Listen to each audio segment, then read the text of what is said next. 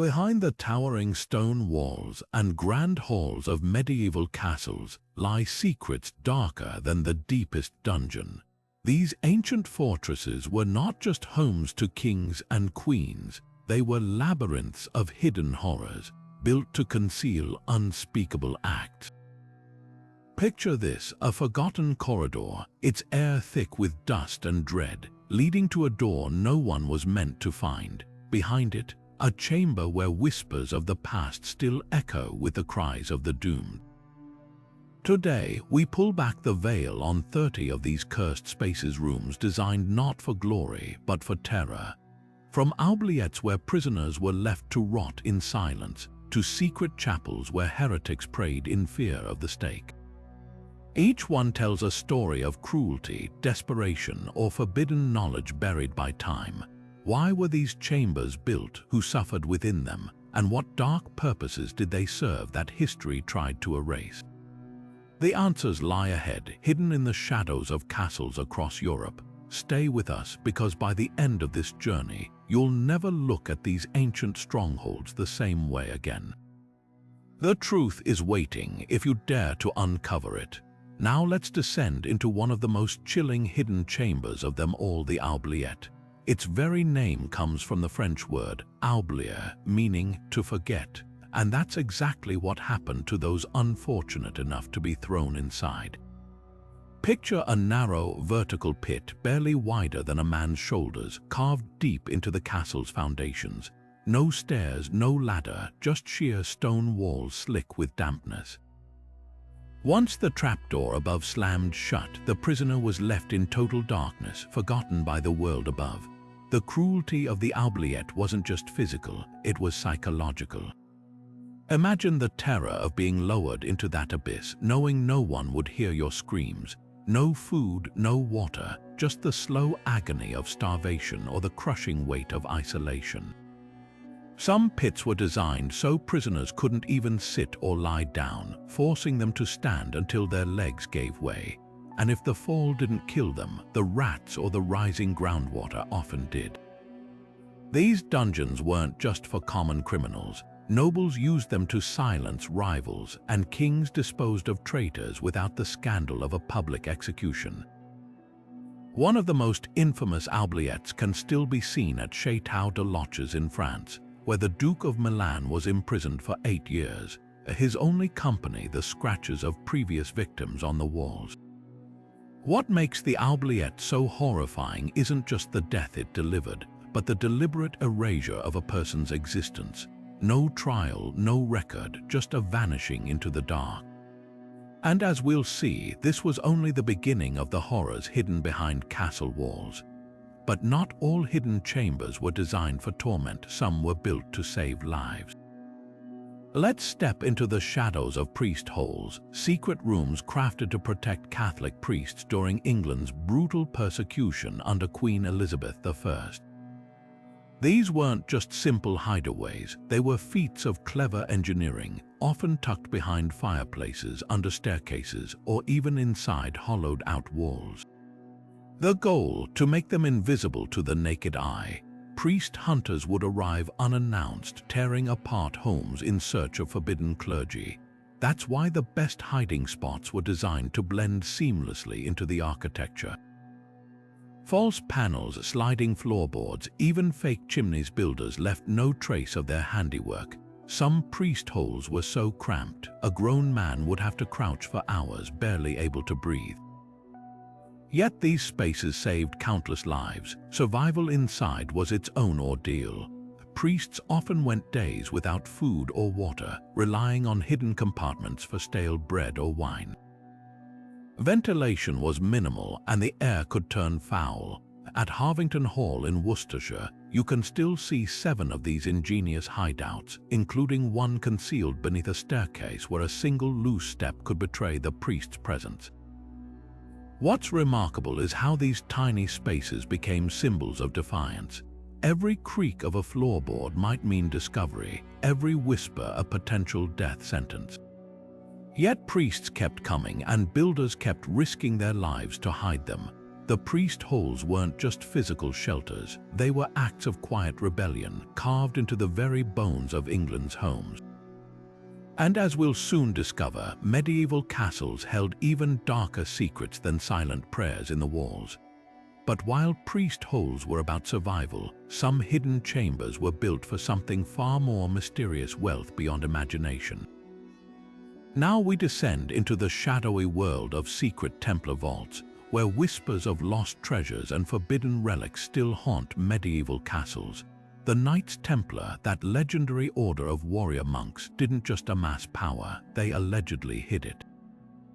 Beneath Dôme Castle in France, labyrinthine tunnels twist into the earth, rumored to conceal Templar gold, sacred artifacts, even the lost treasures of Jerusalem. Some say these vaults were designed not just to store wealth, but to protect secrets too dangerous to reveal. What makes these chambers so intriguing is the sheer scale of the rumors. Eyewitness accounts from the Middle Ages describe strange markings on the wall, symbols that might point to hidden compartments or coded messages. Then there's the chilling theory that some vaults were booby-trapped, ensuring that anyone who stumbled upon them wouldn't live to tell the tale. But the biggest mystery, the sudden disappearance of the Templars. When the order was crushed in the early 14th century, their vast riches vanished overnight. Did they smuggle it all into these underground chambers? At Dôme, explorers have found hollowed-out niches and false walls, but no definitive proof, just enough to keep the legend alive. Whether these vaults held gold or something far stranger, one thing's certain: the Templars knew how to bury their secrets deep. And as we'll see next, not all hidden chambers were meant for treasure. Some were designed to break the human spirit. Now let's step into a chamber where darkness wasn't just an absence of light. It was a weapon. Hidden beneath St. Andrew's Castle in Scotland lies the Bottled Dungeon, a pit so cruel in its design that it became one of the most feared prisons of the medieval world. Picture this: a narrow, bottle-shaped cell carved straight down into the bedrock, with smooth walls offering no handholds. Prisoners were lowered in through the tiny opening at the top, left in total blackness with no room to stand or lie flat. The shape ensured escape was impossible even if someone could climb. The neck of the bottle was too narrow to squeeze through. But the true horror wasn't just the confinement. The dungeon was often flooded with icy seawater at high tide, forcing prisoners to stand for hours in freezing darkness. Some went mad within days, others were forgotten entirely, left to starve in the suffocating silence. Among its most infamous inmates was Cardinal Beaton, a political rival of the Scottish Reformation. After his murder in 1546, his assassins were thrown into the Bottled Dungeon as punishment, only to escape months later by tunneling through the castle walls. Their story is a rare exception, though. Most who entered this pit never saw sunlight again. What makes the Bottled Dungeon so unsettling isn't just its brutality, but its simplicity. No complex traps, no elaborate mechanisms, just sheer, unrelenting darkness. And as we'll soon discover, medieval ingenuity had even more twisted ways to break the human spirit. But not all hidden chambers were designed for prisoners of war or political rivals. Some were built for an even darker purpose: to break those accused of consorting with the unseen. Let's descend now into the chilling world of witchcraft cells, where superstition and cruelty collided in the shadows. Tucked away in castles like Burg Eltz in Germany, these cramped, windowless rooms were more than just holding cells, they were instruments of terror. Accused witches were dragged into these spaces, often no larger than a closet, and left in utter darkness to confess. The walls themselves told a story, carved with frantic symbols by desperate fingers, crosses to ward off evil, inverted pentagrams scratched by tormentors, even pleas for mercy in crumbling Latin. The isolation was psychological warfare. Without light or sound, prisoners lost track of time, their minds unraveling under the weight of silence. Some cells still bear soot marks from candles used during interrogations, where torturers staged mock rituals to extract false confessions. At Berg Eltz, one such room sits directly above the castle chapel, a grim irony, as priests would often bless the tools used downstairs before they were carried up to the accused. What makes these cells uniquely horrifying isn't just the suffering they contained, but how ordinary they seemed. Unlike the bottled dungeon's brutal geometry, witchcraft cells were often repurposed storage rooms or forgotten alcoves, their evil lying in their adaptability. And as we'll see next, medieval castles had even more ways to turn everyday spaces into nightmares. Now, let's turn our attention from the horrors of witchcraft cells to a different kind of darkness, one fueled by greed and guarded by cunning. Hidden beneath the grand halls of castles like Edinburgh, Treasury Labyrinths were not just storerooms for gold and jewels, they were deadly puzzles designed to outwit even the most determined thieves. These maze-like vaults twisted and turned, their corridors deliberately confusing to disorient intruders, but getting lost was the least of a looter's worries. Many were rigged with brutal booby traps, collapsing floors, hidden spikes, even channels of oil that could be set ablaze to cut off escape. At Edinburgh Castle, legends speak of a particularly vicious trap, a false treasure chest wired to release a cascade of poisoned darts when opened. The fate of those who dared to steal was rarely kind. Some were left to starve in the labyrinth's depths, their skeletons discovered centuries later by baffled archaeologists. Others met quicker ends, impaled or crushed by mechanisms meant to protect royal fortunes, and the few who survived capture faced execution, often in gruesome public spectacles meant to deter future thieves. What's fascinating is how these labyrinths doubled as psychological weapons.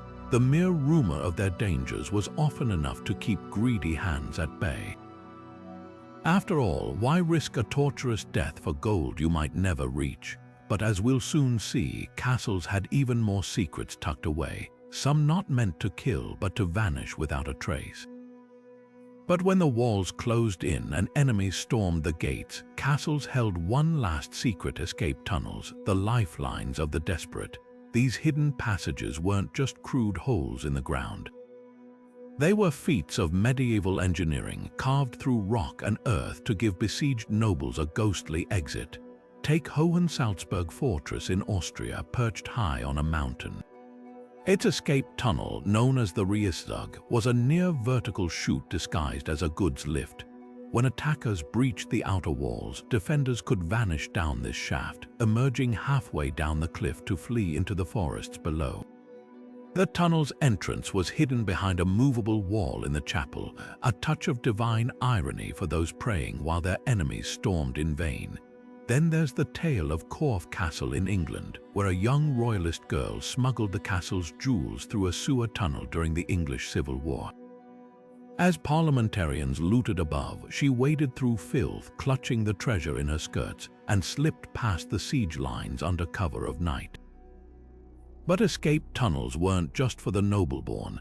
At Montségur in France, Cathar heretics used a secret route to spirit away sacred texts before the Inquisition could burn them. The tunnel's exit, hidden behind a waterfall, became a legend, one that still draws treasure hunters today. What's striking is how these tunnels reflect a darker truth. Even the mightiest castles were never truly impregnable. Their greatest strength wasn't stone, but the cunning to disappear when death knocked at the door. And as we'll see next, some hidden rooms weren't for fleeing, but for unlocking the mysteries of the universe itself. Now, let's step into the shadowy world of medieval alchemy, where science and superstition blurred in hidden chambers beneath castle walls. These secret workshops weren't just dusty rooms. They were crucibles of ambition, where lords and scholars chased the dream of turning lead into gold and unlocking the elixir of life. Prague Castle, with its labyrinth of underground vaults, was rumored to house one of the most infamous alchemy labs in Europe. Emperor Rudolf II, obsessed with the occult, reportedly employed a small army of alchemists in these hidden chambers. Their experiments left behind eerie traces, scorch marks from furnaces, cryptic symbols etched into stone, and even traces of toxic mercury, a key ingredient in their doomed quests. And that mercury wasn't just dangerous, it was deadly. Alchemists inhaled its vapors while trying to purify metals, leading to madness, tremors, and agonizing deaths. Some historians believe Rudolf himself may have suffered from mercury poisoning, which could explain his erratic behavior in later years. But the allure of alchemy wasn't just about wealth or immortality. These hidden labs were also early centers of scientific inquiry, where medieval minds laid the groundwork for modern chemistry. The same experiments that poisoned alchemists eventually led to discoveries about elements and reactions, though at a grim cost. As we peel back the layers of these secret chambers, one thing becomes clear. The line between genius and folly was as thin as the vapors rising from an alchemist's flask. And speaking of hidden knowledge, our next chamber holds something even more unsettling: spaces where the dead were never meant to be disturbed. Now, let's descend even deeper into the castle's shadows, where the dead were meant to rest undisturbed, but curiosity often got the better of the living. Hidden beneath the stone floors of places like Bran Castle, forgotten crypts hold more than just bones. They're steeped in superstition and chilling accidents. These sealed chambers weren't just tombs, they were deliberate secrets. Lords and nobles would wall off burial vaults to protect their ancestors' remains from grave robbers or political enemies. But over centuries, the locations of these crypts faded from memory, only to be stumbled upon by unsuspecting workers or explorers. Imagine chiseling through a castle wall, only to find a grinning skull staring back at you. It happened more often than you'd think. Superstitions clung to these spaces like cobwebs. Disturbing a crypt was said to unleash curses, bad harvests, sudden deaths, even hauntings. At Bran Castle, locals whispered that opening a certain sealed vault in the 19th century triggered a wave of misfortune, from failed crops to unexplained fires. Whether coincidence or something darker, the fear was real enough that many crypts were hastily resealed after accidental discoveries. Yet some finds rewrote history. In the dungeons of Chateau de Chinon, workers breaking through a false wall uncovered a crypt filled with Templar symbols, proof of the Order's hidden presence long after their official dissolution. Other crypts revealed macabre surprises, like mummified bodies preserved by dry air, their clothes still intact, frozen in eerie silence.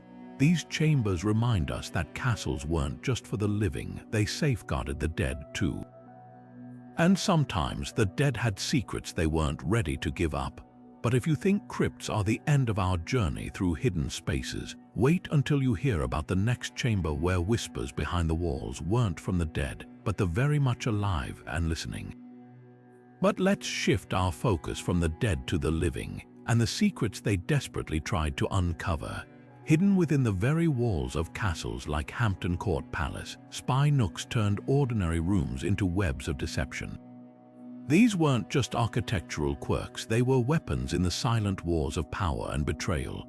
Imagine a narrow gap in the paneling, barely wider than a finger, where a spy could press their ear and catch every whispered confession or treasonous plot. At Hampton Court, Cardinal Wolsey's enemies used these peepholes to gather blackmail material, documenting private conversations that could topple nobles or even sway kings. Some listening posts were so cleverly concealed, they mimicked decorative carvings, innocent swirls of wood hiding a spy's watchful eye. The most infamous were the lovers' lanes, hidden galleries above bedchambers where servants or rival courtiers could eavesdrop on romantic liaisons. A single overheard promise or careless admission could be twisted into political leverage. And it wasn't just about secrets. Some spy nooks had tiny slits for slipping poison into a rival's wine, turning eavesdropping into assassination. But the true genius lay in the psychology. Knowing these nooks existed bred paranoia. Lords would speak in code or write notes instead of talking, fearing their walls had ears. Even today, restorers occasionally uncover forgotten peepholes, their edges worn smooth by centuries of clandestine listeners. Yet for all their cunning, spy nooks had one flaw: they worked both ways. What if the person you were spying on knew you were there? That's a story for another chamber, one where the watchers became the watched.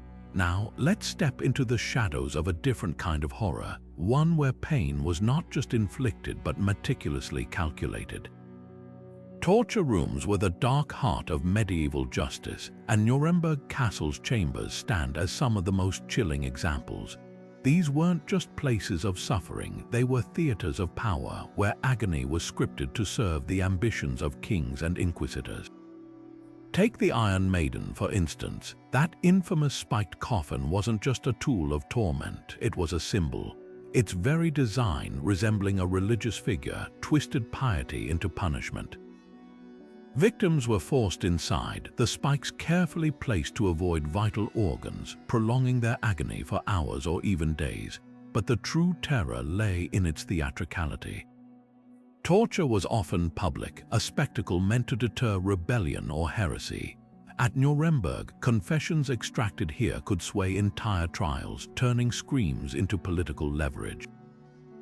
Then there was the rack, a deceptively simple device with devastating consequences. Strapped down, limbs slowly pulled apart, prisoners faced a grim choice: confess to crimes they didn't commit or risk permanent disfigurement. Survivor accounts speak of joints popping like wet wood, of voices hoarse from begging. Yet even in these depths of despair, some resisted. A few prisoners, like the merchant Hans Holzmann in Nuremberg's records, endured the rack in silence, their defiance forcing torturers to improvise worse punishments. But torture wasn't just about punishment, it was about control. The mere threat of these chambers kept dissent in check. Nobles accused of treason might confess after just seeing the tools, their wills broken before the first turn of the rack's wheel. And sometimes the torturers themselves became victims. In one grim twist, an executioner in Nuremberg was caught falsifying confessions only to find himself strapped to his own device. What's most unsettling, many of these rooms weren't hidden at all. They sat near banquet halls, a reminder that in the medieval world, cruelty and courtly life often shared the same walls. The next chamber, though, takes us from the screams of the tortured to the silence of the buried, a place where not even whispers escaped. But let's shift from the screams of the tortured to the silent treachery of the banquet hall, where a single misstep could mean a fatal plunge. Hidden beneath the laughter and clinking goblets of medieval feasts lay some of the most cunning traps ever devised. At Hauska Castle in Bohemia, the floor itself was a weapon. Imagine nobles toasting to alliances, unaware that certain floorboards were rigged to collapse beneath their feet, sending them tumbling into darkness. These weren't accidents, they were cold, calculated murders disguised as misfortune. The pits below were often lined with spikes or sheer drops, ensuring no survivor could expose the plot. Some historians believe these traps were used to settle political scores without sparking outright war. A rival duke vanishes mid-feast, blame it on too much wine or a clumsy stumble. The perfect crime, medieval style. What makes these traps especially sinister is their setting. Banquets were supposed to be celebrations of trust where enemies temporarily laid down arms. But at castles like Hauska, the hosts weaponized that very trust. Guests would unknowingly step onto marked tiles, sometimes subtly stained or slightly uneven, triggering the mechanism. And the victims often left to rot in the pit, their disappearance fueling rumors of drunken mishaps or divine punishment. Even the architecture played a role. Many banquet halls had high windows or noisy minstrels to drown out the screams. Some pits led to secret tunnels, allowing bodies to be discreetly removed. But occasionally, the traps betrayed their creators. In one account from Hauska, a lord's own son triggered a pitfall meant for a rival, proving that in these halls no one was truly safe. Now, as we move from the treachery of feasts to the secrecy of faith, prepare to uncover chambers where heresy thrived in whispers. But while some chambers concealed deadly traps, others hid something far more dangerous to medieval authorities: faith itself. Behind unassuming walls and beneath castle floors, secret chapels allowed forbidden worship to flourish in the shadows. Take Carcassonne in southern France, where a tiny chapel was tucked behind a false panel in the castle's thick stone walls. Here, Cathar heretics, branded enemies of the church, whispered prayers under penalty of death. These hidden sanctuaries were masterpieces of deception. Some were disguised as storage cellars, their altars folded into the walls. Others had peepholes to watch for approaching soldiers or escape routes through narrow tunnels. The risk was unimaginable. Discovery meant execution, not just for the worshippers, but often for their entire families. Yet the chapels persisted, their very existence a rebellion against absolute power. What's chilling is how ordinary they seemed. A candle niche might conceal a crucifix, a loose floorstone could hide forbidden scriptures. In Carcassonne, the chapel's entrance was camouflaged by a tapestry depicting a hunting scene, a cruel irony since the worshippers were the ones being hunted. Authorities knew these spaces existed, but finding them was like searching for a single needle in a fortress of haystacks. The desperation was palpable. Some chapels had no ventilation, leaving worshippers faint from candle smoke. Others were so cramped, attendees had to kneel on cold stone for hours. Yet still they came, trading comfort for the chance to practice their faith. Occasionally, the secret held. In Carcassonne, one chapel went undiscovered for decades, its location only revealed when a dying believer whispered its secret to a descendant. Now, as we descend from places of hidden devotion to spaces of chilling utility, prepare to encounter vaults where ice wasn't just for preserving food, but for masking the scent of death, moving from the shadows of secret worship to the chilling practicality of survival. We uncover the Icehouse Vaults, spaces where medieval ingenuity met grim necessity. Beneath castles like Windsor, these subterranean chambers were masterpieces of preservation, dug deep into the earth to harness the cold. Thick walls of stone and straw insulation kept temperatures near freezing, allowing perishables like meat and dairy to last for months. But these vaults held a darker secret. When death came knocking, they often served as temporary morgues. The logic was brutally simple. In an era before embalming, the cold slowed decomposition, buying time for noble funerals or masking the stench of plague victims. At Windsor Castle, records suggest icehouses stored bodies during outbreaks, their frigid depths preventing disease from spreading. Workers would haul blocks of ice from frozen lakes in winter, layering them with sawdust to last through summer, only to find the same space repurposed for corpses when tragedy struck. What's unsettling is how seamlessly these vaults switched roles. One season, they might hold barrels of ale and sides of beef. The next, they'd cradle the stiffened remains of fallen knights or succumbed servants. Some even had hidden drainage channels to funnel away meltwater tinged with decay. The ice, once a luxury for preserving feasts, became a tool for managing mortality. And yet, their dual purpose was rarely documented. Castle ledgers might note the cost of ice harvesting, but never the silent nights when bodies were slipped inside. It was an open secret everyone knew, but no one spoke of it. Today, archaeologists occasionally find remnants in these vaults. A rusted nail from a coffin, a fragment of shroud cloth, or worse, bones overlooked when the vault was cleared. As we step away from these silent, multi-purpose tombs, remember, in medieval castles, even the most practical spaces could become chambers of the dead. Now, let's turn to corridors where shadows moved with lethal intent now. Let's slip into the silent, shadowed world of assassins' passages where the stones themselves seem to whisper secrets of murder. These narrow, winding corridors were built for one chilling purpose: to move unseen and strike without warning. Warwick Castle in England is a prime example. Its hidden pathways twisting behind walls and under floors, designed so killers could appear and vanish like ghosts. Imagine a nobleman retiring to his chamber, unaware that a hired blade was already creeping through a passage no wider than a coffin. The assassin's advantage was sheer terror. Victims often died without ever seeing their attacker. Some passages even had peepholes, allowing killers to study their target's habits before striking. and the legends, they speak of mercenaries paid in gold or silence, their deeds buried with the bodies they left behind. One infamous tale involves a rival lord at Warwick, lured to a feast only to vanish hours later. Servants swore they heard scuffling, but by dawn only a blood-stained rug remained. The castle's hidden corridors made the perfect escape route, no witnesses, no traces. Even today, guides point out grooves in certain walls, said to be from daggers sharpened in anticipation of the next kill.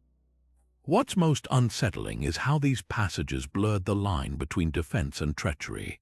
While lords claimed they were for protection, many used them to eliminate enemies under the guise of mysterious circumstances. Archaeologists have found hidden doors disguised as bookcases or hearths, their mechanisms still smooth from use, so the next time you tour a medieval castle, glance at the walls. Behind the tapestries, the stones might just be hiding a corridor where death once walked on silent feet. And with that, we turn to chambers where the dead refuse to stay silent. But not all secrets in these castles stayed buried with the dead. Some linger restless in places where the air itself feels heavy with memory. Take the haunted galleries, sealed-off rooms where whispers echo long after the last candle flickers out. These spaces weren't just abandoned, they were deliberately shut away, as if the very walls held something too unsettling to face. Dragsholm Castle in Denmark is infamous for its screaming tower, a chamber boarded up for centuries after servants reported blood-curdling wails in the night. When archaeologists finally opened it in the 1900s, they found the skeleton of a young woman in a white dress, her wrists bound. Locals swear she was a nobleman's daughter, walled alive for falling in love beneath her station. To this day, visitors claim to see her drifting through the corridors, her mouth open in a silent scream. Then there's Chillingham Castle in England, where the blue boy haunts a hidden alcove. Guests report seeing a glow like cold flame before a child's mournful sobs filled the room. Renovations revealed the bones of a boy behind the plaster, along with fragments of blue fabric, a detail no one could have known before the discovery. What makes these galleries so chilling isn't just the ghosts, it's the deliberate silence around them. Records were burned, entrances bricked over, and stories reduced to tavern whispers. Yet the past has a way of seeping through. Workers at Bran Castle in Romania once refused to enter a long-sealed gallery after hearing what sounded like a sword being drawn from its sheath in an empty room. Perhaps these spaces weren't just hiding places for the dead, but for guilty consciences, because if walls could talk, they wouldn't just whisper secrets, they'd scream them. And with that, we step into chambers where luxury masked far darker intentions, but behind the gilded tapestries and whispered courtly romances, some of the most scandalous secrets were tucked away in plain sight. The royal mistress quarters, lavish yet deliberately hidden, were where power, passion, and peril colluded in shadow. Take Chambord Castle in France's Loire Valley. Its sprawling halls hid a network of discreet apartments, accessible only through concealed doors behind bedroom wardrobes or beneath staircases. These weren't just love nests, they were political tools. A king's favor could elevate a mistress to near royal status, but her fate often hung by a thread. When Diane de Poitiers, mistress to Henry II, fell from grace, her rival Catherine de Medici allegedly had her rooms stripped overnight, every monogrammed tapestry, every jeweled portrait, erased as if she'd never existed. Then there were the pregnancies. Births in these chambers were shrouded in secrecy, midwives paid handsomely for silence. At Heidelberg Castle, records hint at a noblewoman's sudden illness, code for confinement. The child, if allowed to live, might be spirited away to a distant monastery or passed off as another's heir, but some secrets refused to stay buried. Workers restoring a wall at Château de Chenin found tiny bones wrapped in silk, tucked behind a false panel, a grim echo of choices made in desperation. What's most striking isn't just the opulence of these rooms, but their duality. Velvet-draped walls muffled cries, and balconies overlooking gardens doubled as escape routes when a lover's ambition turned deadly.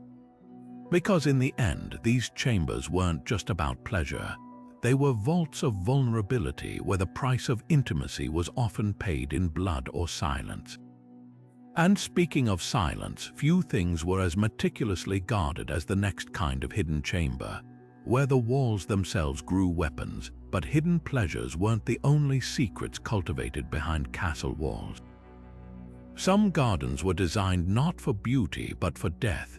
Poison gardens, like the infamous one at Oubliette Castle in England, were botanical arsenals disguised as serene retreats. Behind high walls and locked gates, monkshood, belladonna, and hemlock grew in deceptively neat rows, each plant a silent assassin waiting to be harvested. These gardens weren't just macabre curiosities, they were tools of power. A sprig of wolfsbane slipped into a rival's wine, or a drop of nightshade oil on a letter's seal, could remove obstacles without the messy spectacle of swords or sieges. At Oubliette, the Percy family, known for their ruthless political maneuvering, reportedly kept a dedicated herbalist on staff to brew untraceable poisons. One recipe, scribbled in a margin of their household accounts, called for crushed yew berries mixed with honey, a sweet death served at banquets, the real horror. Many victims never saw it coming. Poison was a woman's weapon, whispered courtiers, blaming queens like Catherine de' Medici, who allegedly gifted perfumed gloves lined with toxic powders. But men were just as complicit. Duke Cesare Borgia's infamous Cantarella poison, rumored to be distilled from pig's bile, required a gardener's patience. Symptoms took days to appear, leaving no trail back to Rome. And the gardens themselves held darker secrets. At Château de Cecchino in Brittany, archaeologists found a buried stone trough filled with crushed foxglove seeds, evidence of mass production.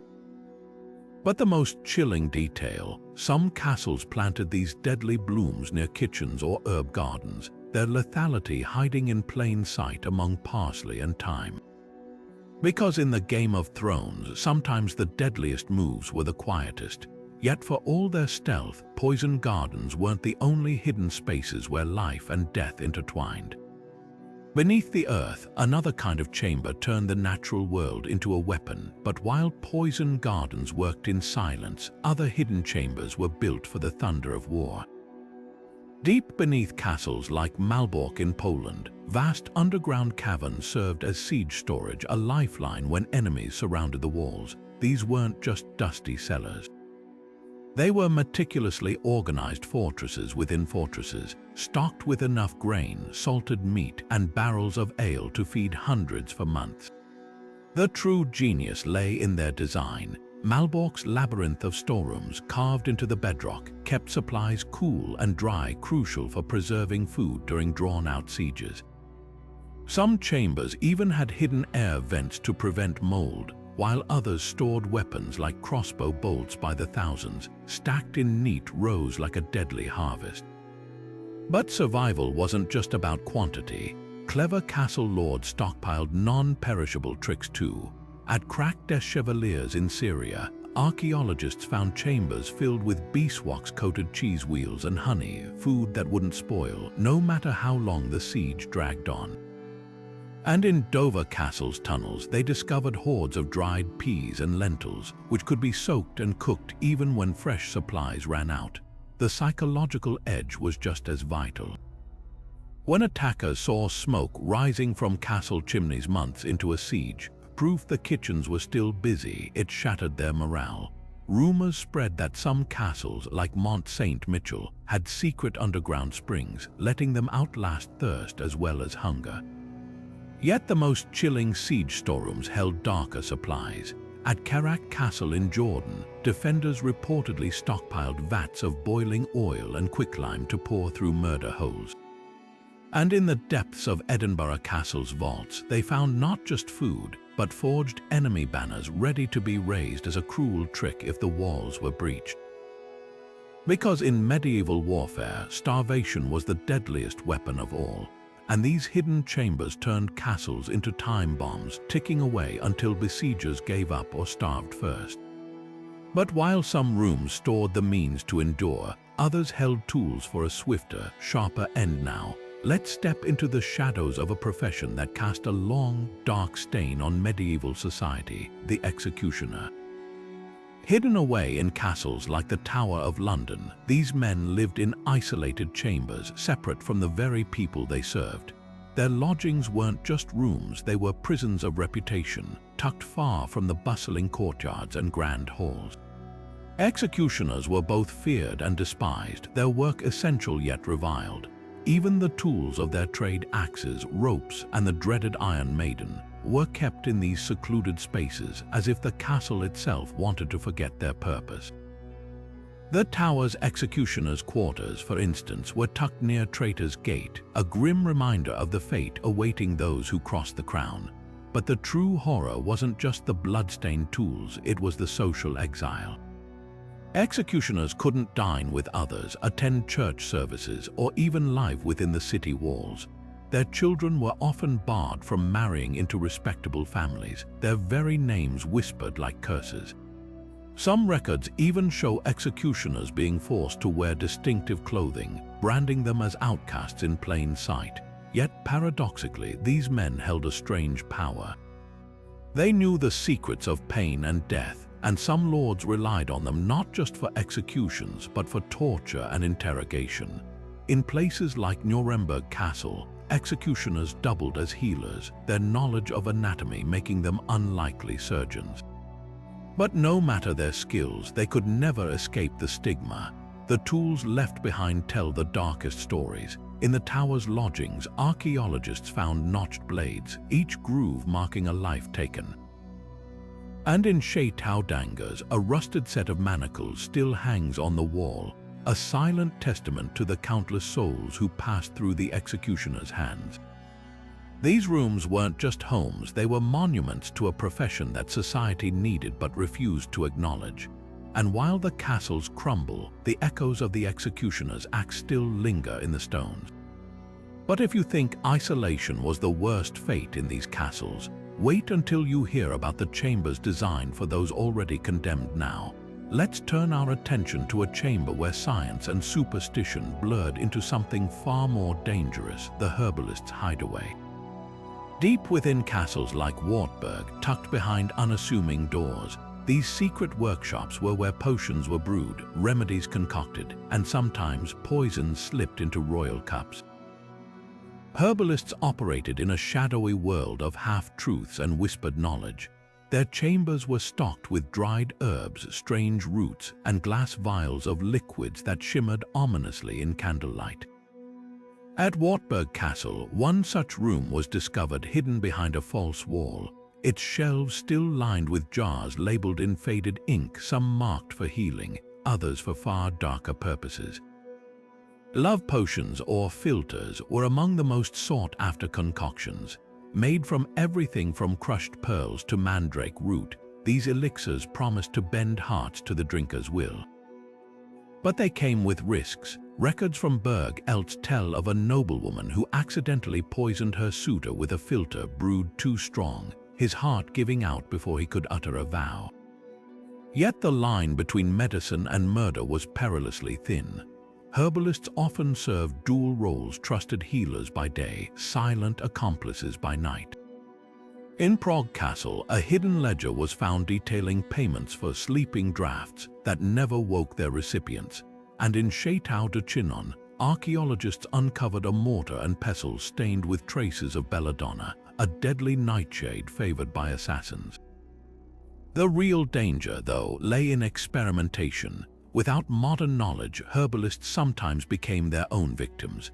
At Wartburg, skeletal remains were found slumped over a work table, a vial of mercury still clutched in one hand, a grim reminder that even the most skilled could fall prey to their own potions. These chambers weren't just labs, they were ticking time bombs of trial and error. And while some potions healed, others left behind tragedies whispered about in castle corridors for centuries. But if you think these hidden workshops were the pinnacle of medieval secrecy, just wait until we uncover the next chamber. where greed and deception forged a different kind of darkness. Now, let's step into a world where deception was minted into cold, hard coin, the counterfeit workshops hidden within castle walls. These secret chambers, like the one uncovered in Castle Russian on the Isle of Man, were where unscrupulous lords turned lead into silver and lined their pockets with ill-gotten wealth. Forging currency was a high-stakes game of greed and ingenuity. Skilled craftsmen, often working under threat of death, would melt down cheap metals and stamp them with counterfeit dyes, mimicking the king's official coins. The dim glow of furnaces would illuminate these hidden mints, where the rhythmic clinking of hammers echoed like a ghostly heartbeat. At Castle Russian, archaeologists found remnants of such an operation: crude molds, fragments of debased silver, and even a half-finished coin still stuck in its casting. The profits were staggering. By flooding the market with fake coins, lords could pay debts, fund wars, or simply live in luxury, all while destabilizing the economy. But the risks were even greater. Counterfeiting was treason, punishable by methods as brutal as the crimes themselves. Records from the Tower of London describe one mintmaster who was boiled alive in oil, his screams a warning to others. In France, forgers faced being crushed under heavy weights, their bodies left on display as grim reminders of royal wrath. Yet the temptation was too great for some. At Château de Somme, a hidden mint operated for years before a disgruntled worker betrayed its location. The lord, once a trusted vassal, was stripped of his titles and forced to watch as his counterfeit hoard was melted down and poured over his own lands, rendering them worthless. But these secret mints weren't just about greed, they were acts of rebellion. Some lords used counterfeit coins to undermine rivals or even the crown itself, turning currency into a weapon. And while most were eventually caught, a few of these hidden chambers vanished into legend, their treasures and secrets still waiting to be found. If you thought forging coins was audacious, just wait until we reveal the next chamber, where the walls themselves seem to whisper with voices from beyond the grave.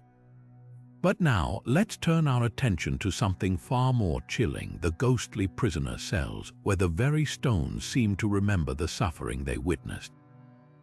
These bricked-up chambers, hidden behind thick walls or beneath flagstone floors, were often the final resting places of those who crossed the wrong people. And in some cases, their presence lingers in ways that defy explanation. Take Leap Castle in Ireland, a place so haunted even the bravest visitors feel a creeping dread.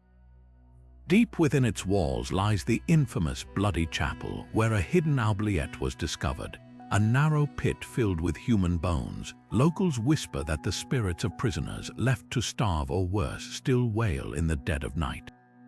Workers restoring the castle reported hearing muffled cries and the sound of chains dragging across stone, even when no one else was there. Archaeologists have uncovered similar horrors elsewhere.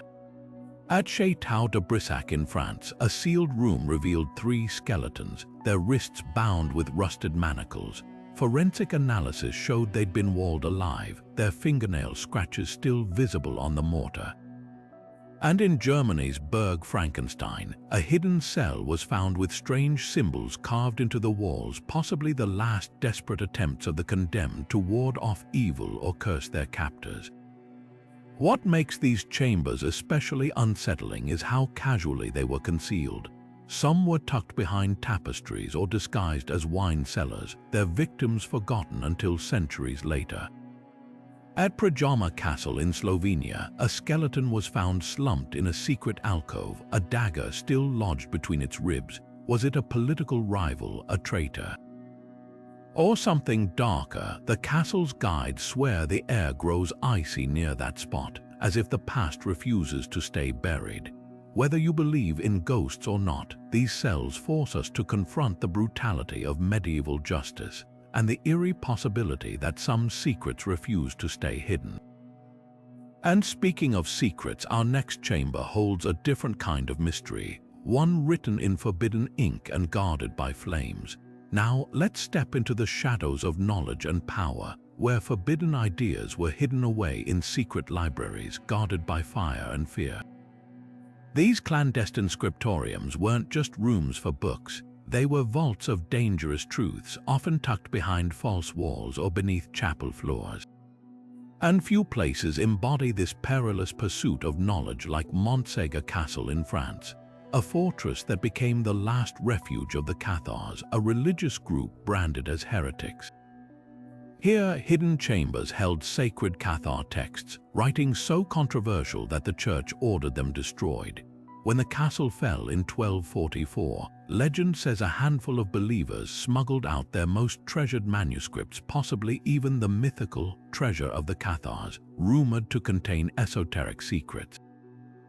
The rest burned in a massive pyre, leaving only ash and whispers, but some believe a few volumes survived, hidden in compartments so cleverly constructed that even today, explorers tap the walls listening for hollow echoes. Elsewhere, secret libraries served darker purposes. At Wartburg Castle in Germany, Martin Luther translated the New Testament in hiding, but other rooms nearby held banned grimoires and occult texts locked away to keep them from prying eyes. And in Spain's Alhambra, Islamic scholars concealed scientific works during the Inquisition, their knowledge deemed too dangerous for Christian rulers. What makes these chambers so haunting isn't just the books lost to flames. It's the desperation behind their concealment. Some shelves were rigged with traps like falling stones or poisoned pages to protect their contents. At Montségur, archaeologists found charred fragments of parchment fused to the floor, a silent testament to the cost of defiance. Yet even in destruction, mysteries linger. Could undiscovered texts still lie buried, waiting to rewrite history? Our next hidden chamber holds a different kind of weapon, one that rained death from the skies. But now, let's descend into the depths of war where castles hid not just secrets, but the very tools of destruction. Beneath the towering walls of Dover Castle in England, labyrinthine tunnels snake through the earth, their purpose as grim as it was practical. These were trebuchet ammo stores, hidden arsenals stocked with the deadliest projectiles of the medieval age. Siege warfare was a game of patience and terror, and nothing struck fear like the thud of a trebuchet's payload crashing into stone. But these weren't just piles of rocks. Castle defenders stockpiled specialized ammunition barrels of flaming pitch, jagged metal shards, and even the most horrifying weapon of all, rotting animal carcasses. Yes, you heard that right. Corpses of horses or cattle left to fester for days were hurled over walls to spread disease and choke defenders with the stench of decay. At Dover, archaeologists found remnants of these gruesome stockpiles in underground chambers, their walls still stained with traces of quicklime, used to slow decomposition just enough to maximize the horror. The strategy was psychological as much as physical. A single rotting carcass could demoralize an entire garrison, tainting water supplies and clinging to the air like a curse. And the stores themselves, often disguised as ordinary cellars or tucked behind false floors, because in war, surprise was everything. Some castles, like Château-Gaillard in France, even built their ammo caches beneath the siege engines themselves, allowing crews to reload without exposing themselves to enemy fire. But perhaps the most chilling detail, these stores were rarely empty. Even in peacetime, lords kept them stocked, a silent reminder that the next siege was always just over the horizon.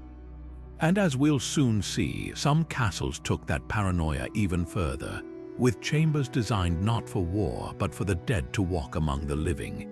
Now let's step into the shadowy world of honor and bloodshed, where noblemen settled scores not on open battlefields but in secret chambers built for a single, brutal purpose. Hidden deep within castles like Heidelberg, dueling chambers were private, windowless rooms where disputes among the elite were resolved with steel and savagery. These weren't tavern brawls or public spectacles. These were deadly rituals cloaked in secrecy and governed by unwritten codes. The rules were as rigid as they were ruthless. Duels were often fought to first blood, but in heated feuds over land or love, fights rarely stopped there.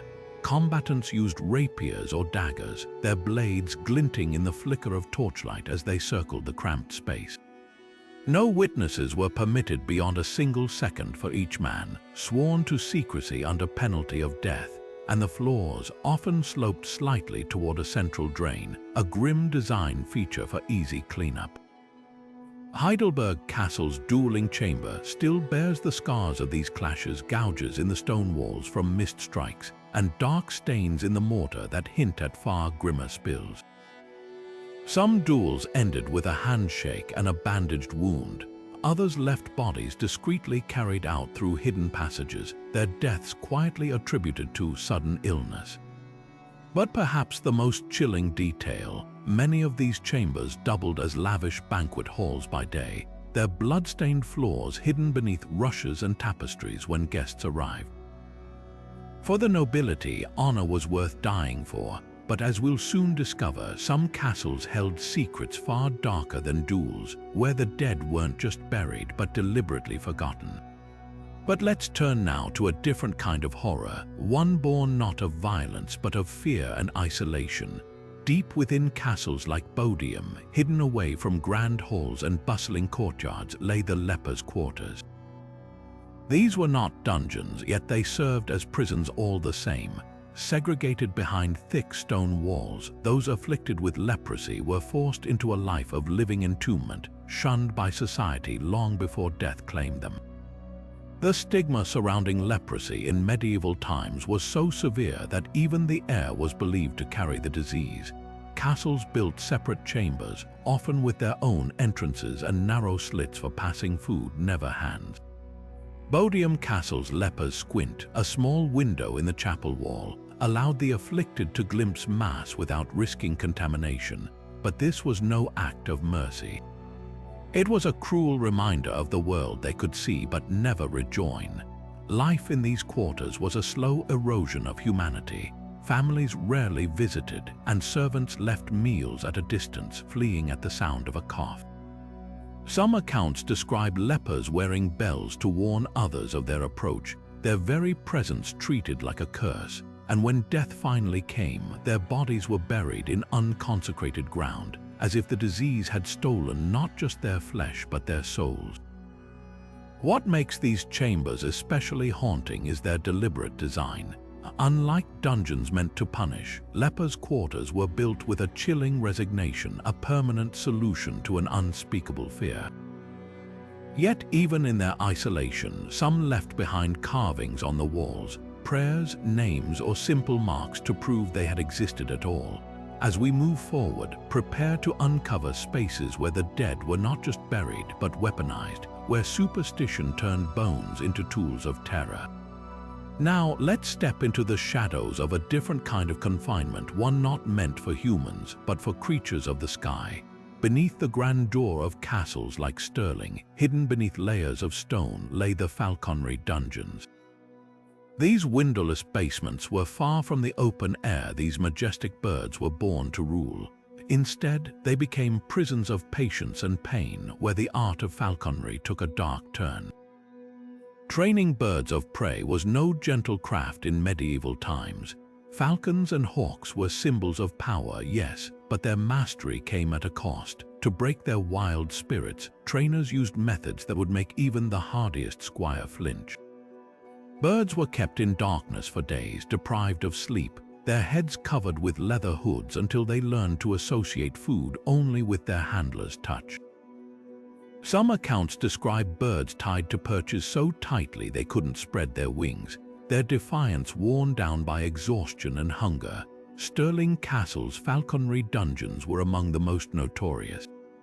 The thick stone walls muffled the sounds of flapping wings and sharp talons scraping against wood, a far cry from the freedom of the hunt. Yet these brutal methods had a purpose. A well-trained falcon was worth a king's ransom, a living weapon that could strike faster than any arrow. Nobles flaunted them as status symbols, their loyalty bought through suffering. What's chilling is how these dungeons mirror the cruelty of human prisons. The birds, like prisoners, were stripped of their nature, reshaped into tools for someone else's glory. And just as lepers left carvings on walls, some falconers noted the birds' resistance in ledgers, scribbles like unbroken or stubborn. as if their wildness was a sin to be purged. As we move deeper into the castle's secrets, prepare to face chambers where treasure wasn't just guarded, it was cursed, and those who dared to steal it paid a price worse than death. But not all hidden chambers were built to hold prisoners or train birds. Some were designed to guard treasures with more than just locks and guards. Legends whisper of vaults where gold and jewels came with a deadly price, cursed to bring ruin to anyone foolish enough to steal them. Among these, few are as infamous as the cursed treasure vaults of Oubliette Castle in Japan. Deep within its labyrinthine corridors, hidden behind false walls, lay chambers said to be protected by more than human hands. Hex inscriptions carved into the stone warned intruders in chilling detail, promising madness, misfortune, or worse to those who ignored them. Some thieves reportedly vanished without a trace, their last screams echoing before silence swallowed them whole. Others were found days later, their bodies twisted in agony, pockets empty despite the fortune they'd tried to take. What makes these vaults so unsettling isn't just the superstition, it's the eerie consistency of the stories. Records from the Edo period describe multiple disappearances linked to the castle's hidden hoards. Servants spoke of shadows that moved against the torchlight, of whispers in empty rooms. Even the castle's own guards avoided certain passages after dark, convinced the curses were real. Was it paranoia or something darker? Some historians suggest the hexes were psychological warfare, meant to terrify would-be thieves into obedience. But others point to the sheer number of unexplained deaths, too many to dismiss as coincidence. Whether by poison traps, hidden pitfalls, or something beyond reason, Oubliette's treasures remained untouched for centuries, their guardians long dead but their warnings still potent. And now, as we approach the final secret in our journey, one question lingers: what lies behind the door of a chamber so mysterious, even its purpose has been lost to time. Now we arrive at the final mystery, a chamber so enigmatic that even centuries of speculation have failed to uncover its true purpose. Hidden deep within the rocky cliffs of Treasury Castle in Slovenia, this secret room defies all explanation. Unlike the cursed vaults or torture cells we've explored, this space leaves no clues, no inscriptions, no tools, not even a whisper of its original function in historical records. Some believe it was a sanctuary for occult rituals, a place where castle lords dabbled in forbidden knowledge. The room's isolated location and strange acoustics, where whispers seem to echo from the walls themselves, fuel theories of dark ceremonies.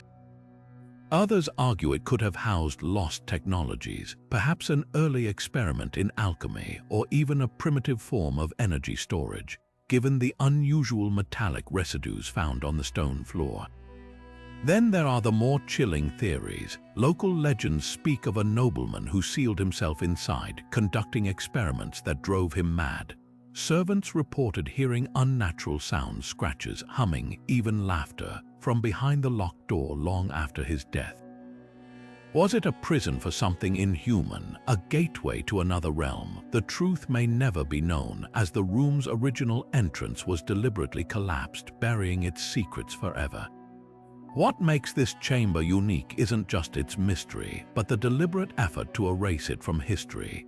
Why go to such lengths to conceal a room unless its purpose was too dangerous or too extraordinary to be remembered? As we close this journey through the shadows of medieval castles, one thing is certain: some secrets were meant to stay hidden.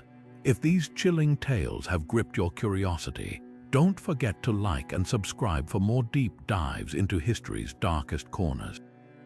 Which of these hidden chambers unsettled you the most? Let us know in the comments below, and keep an eye out for the next adventure into the unknown. As we step back from the shadows of these ancient walls, let's take one final look at the chilling legacy left behind by medieval builders. From the suffocating darkness of the Oubliette to the whispered secrets of Treasury's unknown chamber, each hidden space tells a story of fear, power, and sometimes pure cruelty. These weren't just rooms, they were carefully crafted instruments of control, designed to intimidate, conceal, or even erase those who crossed the wrong people. The sheer ingenuity behind these chambers is as unsettling as their purposes. Whether it was the precision of priest holes, the brutality of torture rooms, or the eerie silence of forgotten crypts, medieval architects wielded stone and shadow like weapons. And yet, for all their darkness, these spaces also reveal the desperate lengths people went to survive hiding, escaping, or clinging to forbidden beliefs in the face of persecution.